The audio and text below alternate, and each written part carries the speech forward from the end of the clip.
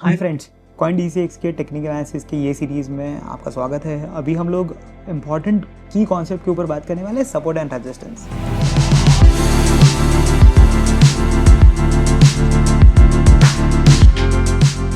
Support और resistance नाम की तरह ही आपको ऑलरेडी पता है। सपोर्ट मतलब क्या?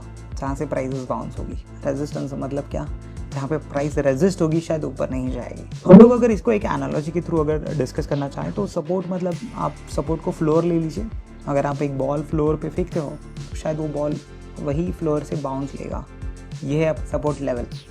और वही बॉल को अगर आप ऊपर फेंकते हो और आपके सीलिंग पे जाके वो टकरा के नीचे आ जाए, ये है आपका रेजिस्टेंस लेवल। यही लेवल्स आपको आइडेंटिफाई करने चार्ट पे जाके आपका जो भी क्रिप्टो एसेट है उसको लगाइएगा। प्रोबेबली टू स्टार्ट विद आप स्टार्टिंग में लाइन चार्ट के थ्रू इसको प्लॉट कर सकते हो। लाइन चार्ट्स में देखिए आपको फटाफट वो की लेवल्स मिल जाएंगे जहाँ से प्राइस गिरती है। कैसे लगाना है मैं आपको एक बिटकॉइन का चार्ट लेके बता दूंगा, बट पहले हम लोग समझते हैं कि सपोर्ट और रेजिस्टेंस क्या है एग्जैक्टली। आइए व्हाइट बोर्ड पर चेक करते हैं कि सपोर्ट और रेजिस्टेंस क्या है। अगर प्राइजेस एक रेंज में मूव कर रही है प्रोबेबली, तो मुझे आइडेंटिफाई करना काफ़ी ईजी है कि ये लोअर लेवल से बाउंस आ रहा है, इसको मैं बोलूँगा ये सपोर्ट है। और जहाँ से प्राइसेस गिर रही है, नीचे गिर रहा है, वो मेरे लिए है रेजिस्टेंस। ये सपोर्ट और रेजिस्टेंस आइडेंटिफाई करना इतना इंपॉर्टेंट क्यों है? जब आप देखते हो यहाँ पे ये सपोर्ट मैंने आइडेंटिफाई किया है, इन बिटवीन यहाँ पे काफ़ी सारी कैंडल्स बन रही है। हो सकती है ये बुलिश है या बेरिश है। तो मेरे लिए ये जो बीच वाला सेक्शन है ना, जहाँ पे ये कैंडल्स बन रही है, ये इतना इंपॉर्टेंट नहीं है जितना ये वाला जोन है मेरे लिए इंपॉर्टेंट। ये वाला जोन क्यों इंपॉर्टेंट है? क्योंकि ये पर्टिकुलर पिछले लेवल के साथ कोइंसाइड कर रहा है। और अगर यहाँ पे कोई बुलिश पैटर्न बने जो मुझे अपमूव बताने वाला हो, तो सपोर्ट एरिया में अगर कोई बुलिश पैटर्न बन रहा हो तो मेरे लिए बहुत ज़्यादा अच्छा है। क्योंकि यहाँ पे ये जो रिस्क ले रहा हूँ मैं बहुत कम लेता हूँ, और हो सकता है मेरा जो पोटेंशियल रिवॉर्ड है यहाँ पे वो काफ़ी ज़्यादा है। तो रिस्क रिवॉर्ड के पर्सपेक्टिव से सपोर्ट और रेजिस्टेंसेस आइडेंटिफाई करना काफ़ी इंपॉर्टेंट है हमारे लिए। जिससे क्या हो जाएगा, जिससे हम लोग अच्छे ट्रेड लोकेशंस पे ट्रेड ले पाएंगे। हम लोग यही बात कैंडल 6 में कर रहे थे कि अगर आप एक अच्छे लोकेशन पे एंटर करना चाहते हो तो कैंडल वहीं पे देखो, क्योंकि कैंडल्स तो कंटिन्यूस रोज बनते रहेंगे। तो आप रोज बुलिश और बेरिश आपका व्यू नहीं चेंज करोगे कैंडल 6 पे। आप तो पहले स्ट्रक्चर को आइडेंटिफाई करोगे। स्ट्रक्चर अगर बुलिश है तो आप हमेशा बुलिश ट्रेड लोगे। फिर आप वेट करोगे एक पुल बैक का, पर पुल बैक कहाँ पे आके रुकना चाहिए?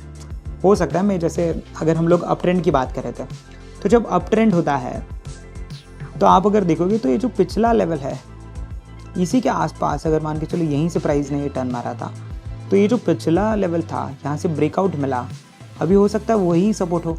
तो पिछला जो रेजिस्टेंस होता है और अगर प्राइस उसके ऊपर से वहाँ पे आ रही है तो वो अभी सपोर्ट बन सकता है।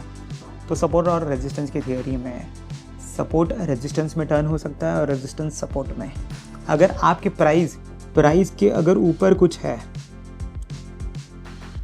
तो उसको हम लोग बोलेंगे रेजिस्टेंस, और प्राइस के अगर नीचे कुछ है तो उसको हम लोग बोलेंगे सपोर्ट। तो हमारा सपोर्ट हमेशा करंट मार्केट प्राइस के नीचे होगा, हमारा रेजिस्टेंस करंट मार्केट प्राइस के ऊपर होगा। बट आपने रेजिस्टेंसेस को कब निकालना है, सपोर्ट को कब निकालना है, ये आपका मार्केट स्ट्रक्चर आपको बताएगा।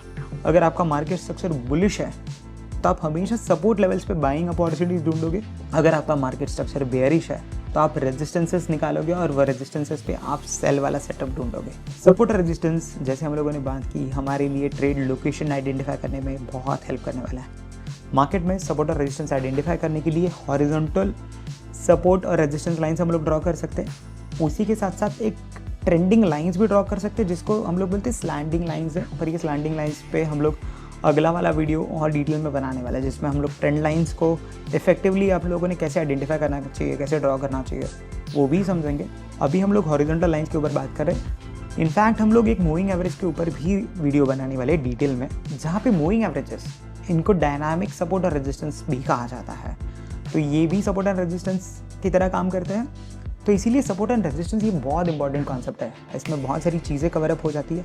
आइए हम लोग एक लाइव चार्ट देखते हैं जहाँ पे हम लोग एनालाइज करेंगे कि सपोर्ट एंड रेजिस्टेंस वहाँ पे हम लोग कैसे आइडेंटिफाई कर सकते हैं। अभी आप जो चार्ट देख रहे हो ये बिटकॉइन का 1 डे वाला चार्ट है।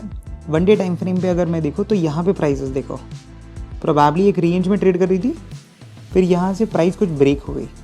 ब्रेक होने के बाद ये जो रेजिस्टेंस लेवल था, इसको मैं रेजिस्टेंस लेवल बोलूँगा, ये यहाँ पे ब्रेक हो चुका। ब्रेक होने के बाद देखो क्या हुआ, प्राइस पुल हुई और यहीं पे प्राइस ने सपोर्ट लिया, तो ये आपका हुआ सपोर्ट। फिर प्राइसेस अप ट्रेंड में जा रही थी, ऊपर गई, नीचे, ऊपर रेजिस्ट कर रही थी। ये इंपॉर्टेंट लेवल बनते गया क्योंकि यहाँ पे सपोर्ट ले रहा था मार्केट, सपोर्ट ले रहा था मार्केट, यहाँ पे भी सपोर्ट लिया। फिर क्या हुआ, यहीं पे वो सपोर्ट ब्रेक हुआ।